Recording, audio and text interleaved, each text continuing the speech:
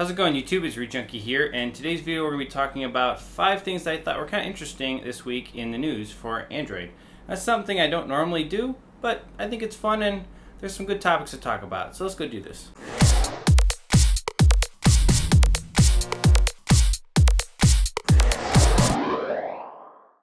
Number 1, we're going to be talking about Samsung, specifically the Samsung Galaxy Note 7, this device right here. Samsung has gone ahead and done a recall. Yes, a recall, because this device is exploding. Yay. Yikes. Basically, the batteries on a lot of the Note 7s are blowing up. I guess that's not a lot. I think I've heard like a report of like 40 of them or something like that across the like 2 million that are out there.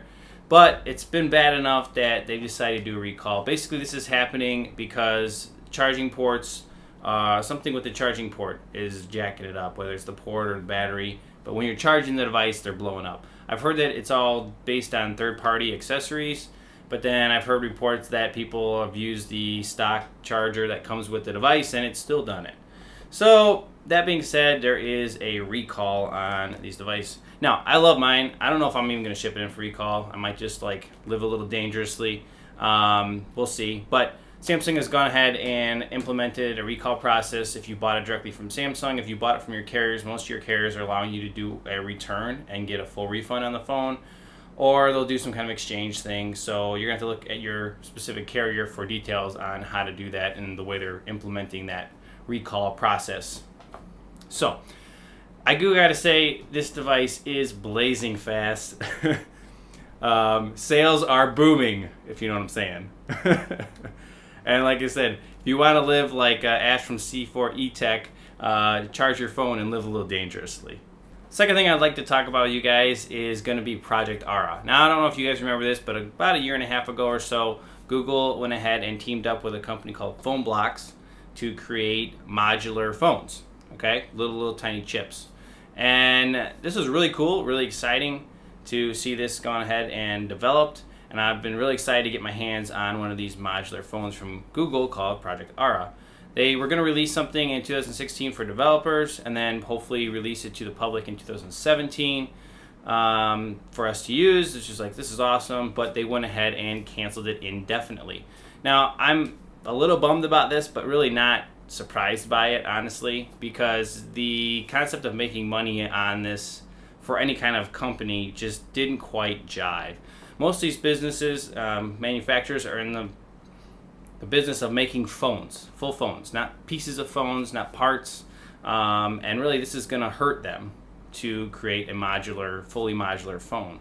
And just the way you'd have to price it for price points of little tiny chips, and if they're too expensive, nobody's going to buy them, and it's really a disaster when it comes to marketing this product and actually having it run for the long term. And I think that's kind of what killed it. That, and you can see things like Motorola coming out with things like Moto Mod, LG coming out with the LG Friends. And so there is some modularity coming to the Android world, which I'm excited for. But I think that's a better way of doing it, a better route of going modular than the Phone Block / Project Aura method. But, so a little bit sad, a little bit understanding that it's really probably not going to work out anyway. Alright, so the next one is talking about Nexus devices. I don't know if you've seen this, but the Nexus line is changing names. So we're going from Nexuses like Nexus 5X, Nexus 6P, and you saw this already with their tablet, the Pixel C.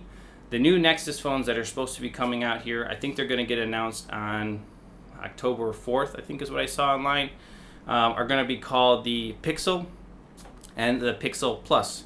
So it's just the smaller version and the bigger version, and probably the Pixel Plus is going to have better specs on it, okay? So they're basically everything's going from Nexuses to Pixel. I guess it's alright. I'm not like, I don't know, it is what it is, I guess. I'm a little bummed because I like the name Nexus. I mean, that's what we're all familiar with. But at this point, we've used up to like Nexus 10, right? So unless they're going to start going into the sub letters, so like 6P and all that kind of stuff, or they're going to go into the teens with their naming, they got to change it at some point, so it kind of makes sense. So from now on, we're going to be calling it, I don't know, Pixel firmware? I'm confused. It's going to be interesting, but Pixel is going to be the name of their new flagships here coming up, announced very, very soon. Number 4 is going to have to do with CyanogenMod. So I don't know if you guys have seen this. CyanogenMod has recently restructured and fired some people, laid some people off, just reorganizing the whole company from Cyanogen. And they've also come out with this new feature called Mod Ready Devices. Basically what this is a way to integrate Microsoft into their firmware. Is really what it is. That's really what it is. If you like the Microsoft ecosystem of their applications, then you'll probably love it. If you don't, you're probably going to hate it. But they've got a lot of these phones that now support this Mod Ready feature, and it actually adds some cool functionality to the device by allowing things to really integrate really well. But they're all just Microsoft apps that they're integrating.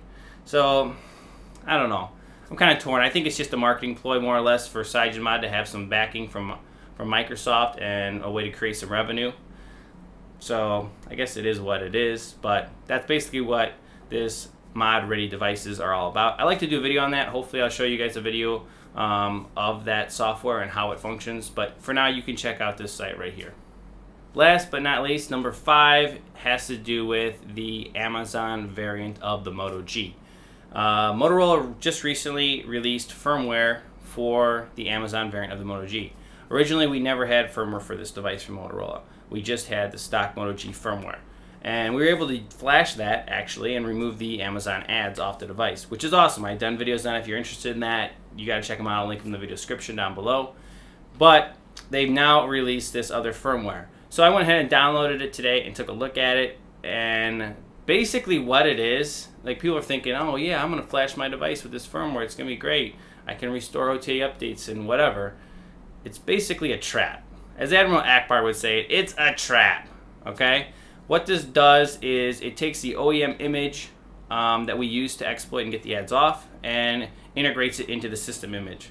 So basically once you flash this, you're stuck with the Amazon ads. Now, it is also designed for unlocked bootloaders, which I think is kind of hilarious. Like, who would want to flash that firmware if you have an unlocked bootloader? Why wouldn't you want a custom ROM or do something different? So a little confusing, but basically they're trying to market it where go ahead and flash it and then relock the bootloader. So I guess if you're trying to restore your device fully to Amazon software and then go ahead and take the OTA updates or maybe return it to Amazon, you're just trying to get it back to full stock, I guess that could be a use for it. But when it comes to like repairs or doing anything else, don't use it. All right, you have been warned. You've been warned. Don't use it. I upload it on my site. If you want it, it's there. You can get it from Motorola. I'll link to that stuff. So there you go, guys. That's going to be my top 5 news stories here and my opinions on them. If you're interested in any of this information, I'll link links to all of it down below. I hope you guys have enjoyed this video. I'll try to get back to some more development very soon. But I thought these things were interesting and figured I'd share. Catch you guys in the next one. Root Junkie out.